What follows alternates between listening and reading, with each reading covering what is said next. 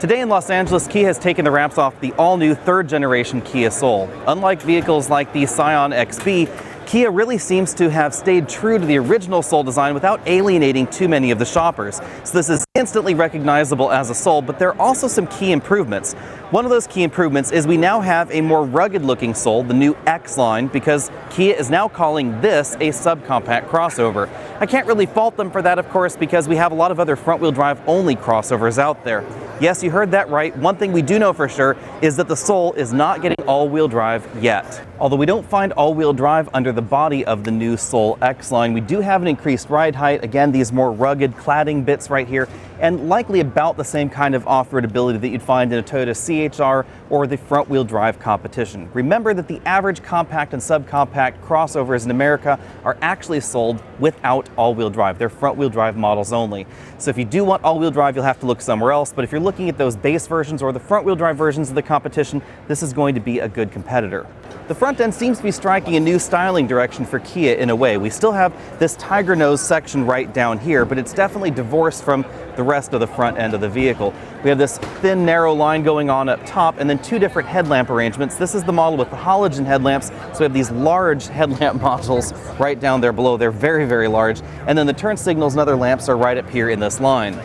If you get the up-level headlamp modules, then we have full LED headlamps right here in these slimline modules in line. And then these sections are a little bit more discreet, and these house now the turn signals and what appear to be fog lamps. At the bottom of the bumper, we also have a radar sensor because it looks like we'll finally be getting radar adaptive cruise control and, of course, Kia's latest active safety systems. Now, this model is the electric model, which will be happening basically at launch. We're told it'll only be delayed a few months, and that's why we have a charge door right over here on this side. The grille down below becomes an awful lot smaller and more demure, and physically a little bit shorter as well. In terms of overall length, the Soul is still definitely a subcompact vehicle in America, although we are told that it gets a little bit longer than the outgoing Soul.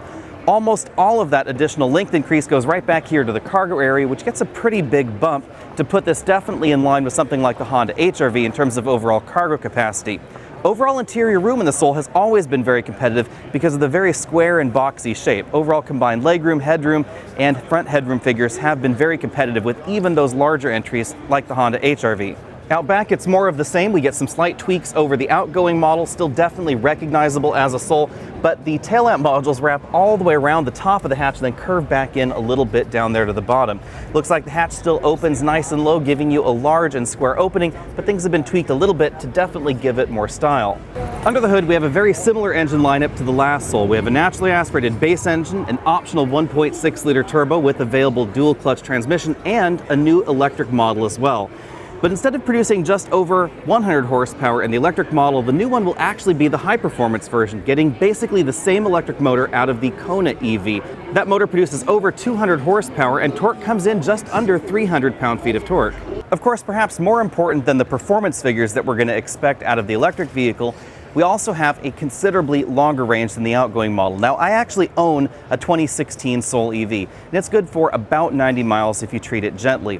This model should be good for 230 to 240 miles because we actually get the same battery pack as the e-Niro plug-in vehicle, and that vehicle has an expected range of about 238 miles in the EPA cycle. Kia is really going all in on electric vehicles because they'll have this and they'll have the battery-only e-Niro. That is, of course, in addition to all of their bevy of hybrid and plug-in hybrid vehicles, so Kia really seems to be dedicated to this new electrification initiative. Interior changes are somewhat subtle. We still seem to find higher quality materials in the upper end trims, which has long been one of the keys to making the Soul look more premium as you start to pay more for it. The overall dashboard design is generally similar to the outgoing model. We get a slightly larger screen, it appears, right here in the center of the dash, but still a lot of oval and round themes going on here. This is the model with the manual climate control right down there. We have a pretty traditional gear shifter, basically borrowed out of some of the other Kia models, and then we still get the USB input right there in front of the shifter. The instrument cluster seems to be a slightly different theme right there with a small LCD right in the middle. Again, this is sort of a lower end trim, this X-Line model that we're looking at right now. And we get an entirely new steering wheel model with some different buttons on each side, but still definitely those round themes that we saw in the previous model. Perhaps one of the most surprising changes is that this model does not have a panoramic moonroof. Instead, we actually have just a regular sized moonroof.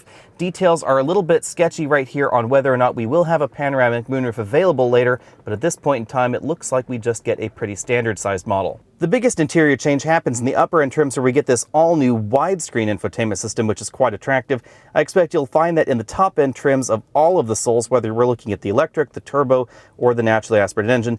This is what the dual zone climate control looks like right there. Again, those same charge ports below, but we now have a wireless charging mat, basically the same shifter below that as well.